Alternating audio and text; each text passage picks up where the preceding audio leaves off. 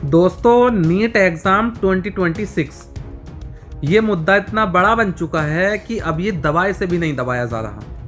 शिक्षा मंत्री, गृह मंत्री या जो भी मंत्री हैं, वो नीट एग्ज़ाम के मुद्दे को दबाने की पूरी कोशिश कर रहे हैं, लेकिन युवा, हमारे देश का जो युवा है, वो भी बौखलाया हुआ है कि इस बार चाहे जो भी हो जाए, हम एग्ज़ाम को लीक नहीं होने देंगे और ना ही इस मुद्दे को दबने देंगे। हमें सीधा शिक्षा मंत्री का इस्तीफा चाहिए। लेकिन उधर से शिक्षा मंत्री बोलते हैं कि नहीं, अभी तो हम काम कर रहे हैं नीट एग्ज़ाम के ऊपर, सिक्योरिटी बढ़ा रहे हैं, आगे से ऐसा नहीं होगा, फ्यूचर में कभी पेपर लीक नहीं होगा। जो टीचर्स पेपर को कराएंगे, हम उनको भी एक अलग सिक्योरिटी में रखेंगे जब तक कि पेपर कंप्लीट नहीं हो जाता।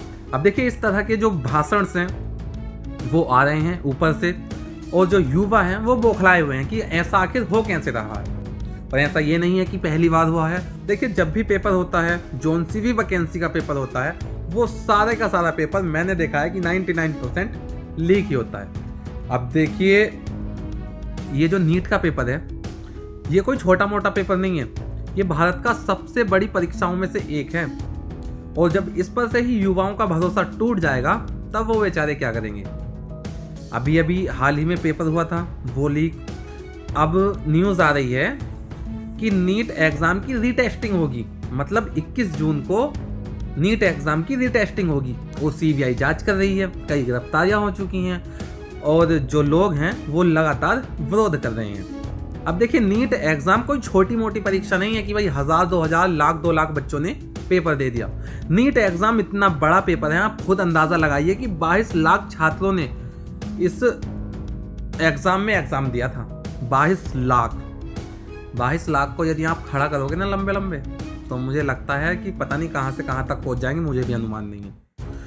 अब देखिए, नीट एग्ज़ाम को लेकर युवाओं के अंदर इतना गुस्सा इसलिए है क्योंकि वो सालों की मेहनत करते हैं बर्बाद, अपने यारों से, रिश्तेदारों से दूर रहते हैं, पेपर के लिए मेहनत करते हैं, कुछ हासिल नहीं होता, अपना फ़ोन छोड़ते हैं, अपना कहीं आना जाना छोड़ते हैं, अपनी सारा इंजॉयमेंट छोड़ते हैं, और बाद में जब पेपर देने का नंबर आता है, पेपर देकर आते हैं, पता चलता है कि पेपर लीक हो गया। उन्होंने जो 2 साल से इतनी ज़्यादा मेहनत की थी, वो बेचारे लगातार पढ़ रहे थे। कहीं पेपर की तैयारी की वजह से वो ना कहीं आए, ना कहीं टूर करने के लिए गए, ना कहीं घूमने के लिए, ना शादी इंजॉय की, ना पार्टी इंजॉय की, यहाँ तक कि उन्होंने अपने घर से बाहर भी बहुत कम निकले।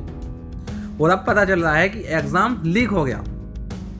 दोस्तों, कल्पना कीजिए, आपने 2 साल तक दिन रात मेहनत की, दोस्तों से दूरी बनाई, मोबाइल छोड़ा, त्योहार छोड़े, नींद छोड़ी, और फिर एक दिन आपको पता चले कि जिस परीक्षा के लिए आपने अपनी पूरी जिंदगी दांव पर लगा दी थी, उस परीक्षा पर सवाल उठ रहा है। तो जरा सोच कर देखिए कि आपके दिल के अंदर या आपके बॉडी के अंदर कैसा फील होगा, क्या लगेगा आपको।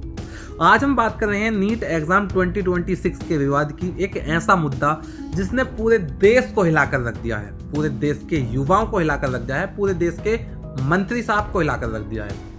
नीट सिर्फ एक परीक्षा नहीं है, बल्कि ये एक सपना है उन लोगों का जो डॉक्टर बनने का सपना लेकर आते हैं, उन फैमिलियों का जो अपने बच्चों को डॉक्टर बनाना चाहती हैं, उन उम्मीदों का जो बच्चे पढ़ लिख कर अपने जीवन में कुछ बनना चाहते हैं, उन लोगों का जो गरीबी से निकलकर अपने जीवन में आगे बढ़ना चाहते हैं। लेकिन नहीं, सरकार की एक गलती और सब कुछ बर्बाद, लाखों जिंदगियां बर्बाद। देखिए, ऐसे नहीं चलेगा। यदि आपने इस पे कोई तगड़ा एक्शन नहीं लिया, तो मुद्दा ये इतना बड़ा बन चुका है कि हो सकता है शिक्षा मंत्री को सही में अपना इस्तीफा देना पड़ जाए।